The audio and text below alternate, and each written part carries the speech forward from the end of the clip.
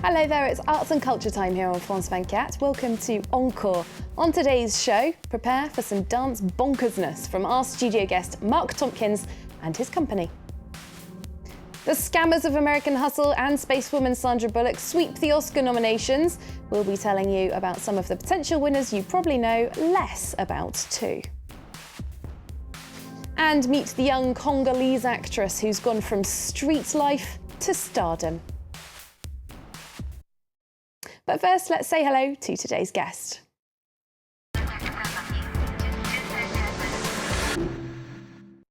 Hi there, Mark. Hello. Very nice to have you with us in the studio. Thank you. Let's introduce you properly to our viewers. Mark's an American dancer, choreographer, and teacher who's lived here in France since 1973. Now, Mark, you created your own independent company, IDA Mark Tompkins, 30 years ago, that's right.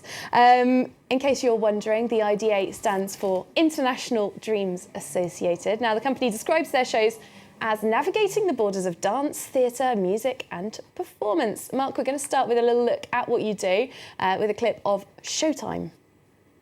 Mon Dieu, qu'il aurait cru si seulement j'avais su quand je l'ai vu tout nu. Mon Dieu, qu'il aurait cru si seulement j'avais su qu'il était complètement poilu. I give you all I got, I give you all I got, I give you. I swear I'll do my best to put my feathers on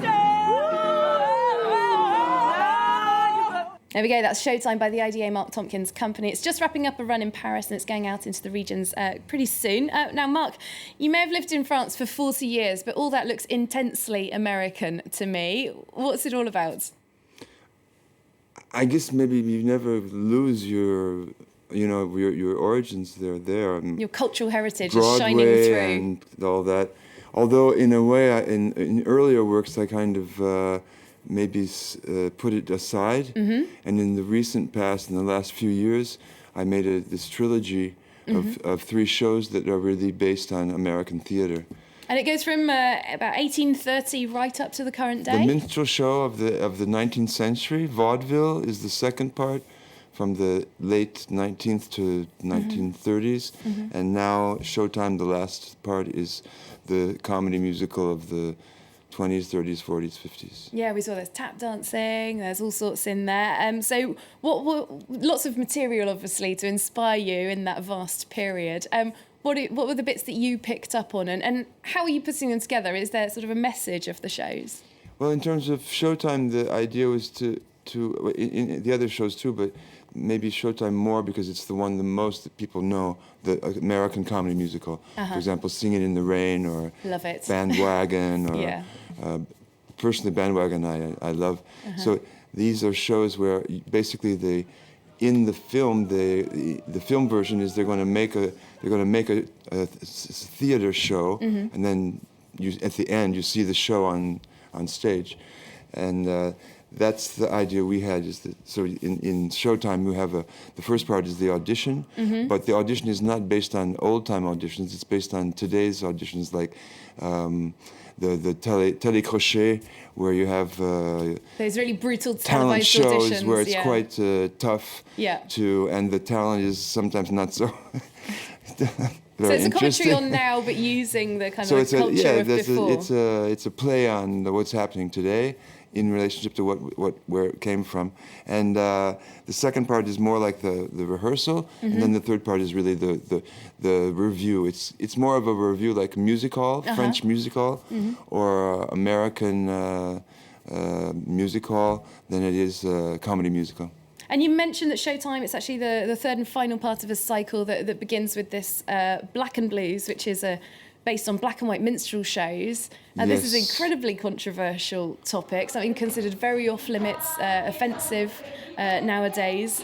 So what's your take on this? Well, I wanted to make a piece that dealt with racism, and I remembered when I was a kid that I had seen a minstrel show, even though I didn't really understand what it was, and I started to look back at what that was and why it was such a big problem for people in the United States.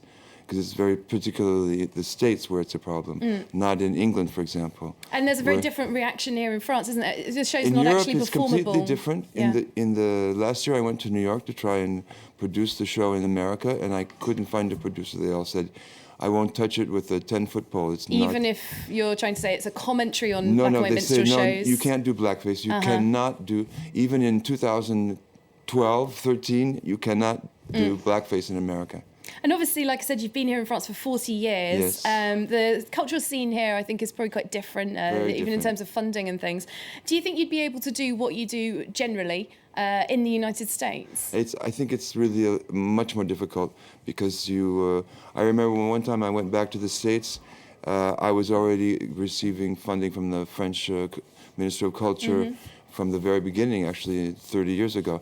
And all my friends were working in restaurants and cleaning houses. So I felt very like, wow, there's really a difference between the way people look at culture. Very much so. And it's a really hard work in the States to find support to, to put a show on. Although at the same time, private funding is more possible in the States. Asking for people for subscriptions is more likely than here, where it's looked down upon. To ask people for money like you're begging for money. You go to the state to get money. You don't go to individuals. A very interesting perspective there. Let's just remind our viewers, the company IDA Mark Tompkins is performing Showtime and opening night in the Paris area in the next couple of weeks. Now, Mark, we've just had the Oscar nominations with Gravity and American Hustle both up for 10 awards. What do you make of all this awards hoopla back in your home country? Well, I think all those things, it's very normal. I mean, in the sense that people like to congratulate each other for the work they do. Yeah, which is nice. Which is, you can't say it's, And it's a big show for all of us watching as well. Then I don't know how important it really is in the end, to have or not an Oscar or a César or whatever. Maybe we have to win one to find out. Yes, I haven't won any of those things yet. Oh, me either. Well, there is one film that's being tipped for Oscar success, though, that you probably won't have seen, unless you do, of course, live in the United States. This is Dallas Buyers Club, which plunges us back into the mid-1980s with a man in Dallas who's diagnosed with AIDS. He refuses to accept his prognosis and sets about working around the system to get himself and other patients drugs that they hope could prolong their lives. Leading men Matthew McConaughey and Jared Leto both won acting awards at the Golden Globes and both are nominated for Academy Awards. Check out the film. Mr. Woodruff, you've tested positive for HIV. Have you ever used intravenous drugs? Have you ever engaged in homosexual conduct? Homo. Did you say homo? You made a mistake, because that ain't me. Mr. Woodruff, we estimate you have 30 days left. Newsflash for y'all. There ain't nothing out there can kill Ron Woodruff in 30 days. Them drugs, they just released for testing, and I know this hospital's one of the sites and need it. It doesn't work that way, Mr. Woodruff. Well, Mark and I both want to see that one when it comes out here in France later this month. Let's introduce you now, though, to an up-and-coming film actress who's gone from homelessness to a burgeoning career on the big screen. 17-year-old Rachel Mwanza, who's from Kinshasa, was abandoned there by her parents at a very early age. Everything changed, though, when the Montreal filmmaker Kim Nguyen cast her as the star of his film War Witch. This despite her having a total lack of acting experience. Rachel has since gone on to be named Best Actress at the Berlin and Tribeca film festivals. Clovis Caselli reports on her incredible story. At times, Rachel Mwanza forgets the camera. It's hard to curb her enthusiasm as she discovers she's sharing the cover of a gossip magazine with her idol, Beyoncé. Who would have thought the teenager from the Democratic Republic of Congo would one day impress Hollywood and the world of cinema? Silver Bear for Best Actress goes to Rachel Mwanza for her role in Rebelle. And it took her a moment to realise she had actually won. There was a huge crowd of people who came to me screaming, "Rachel Mwanza, Rachel Mwanza." So many people. Rachel Mwanza was only 15 when she scooped the prize. She impressed the jury with a breathtaking performance in Rebelle. The film portrays the story of Kimona, an African child soldier abandoned by her parents who believe she's a witch. A larger-than-life story. Kimona and I were practically the same. Practically. because they stole Kimona's childhood and mine too. In her book called Survive to See the Next Day, the Congolese actress recounts her tough childhood and how she went through hell when she was accused of being a witch. My mum often used to go and see witch doctors and healers to know what would happen in the future for her children. One day, one of them told her, "Listen, I can see that your daughter is going to become a witch and will bring misery to your household." So at the age of 9, she was thrown out of her house and forced to beg to survive. Like thousands of children, she had to live on the streets of Kinshasa. You had to go through rubbish bins to find food. When I was sick, because I had no strength, I would lie in the street and sleep in dirty puddles. No one wanted to come close to me or talk to me. 4 years of being homeless, beaten up and raped. The nightmare came to an end when the Belgian director of Kinshasa Kids spotted Rachel Mwanza, the starting point of a new life for the teenager who now lives in Canada and has gone back to school to learn how to read and write.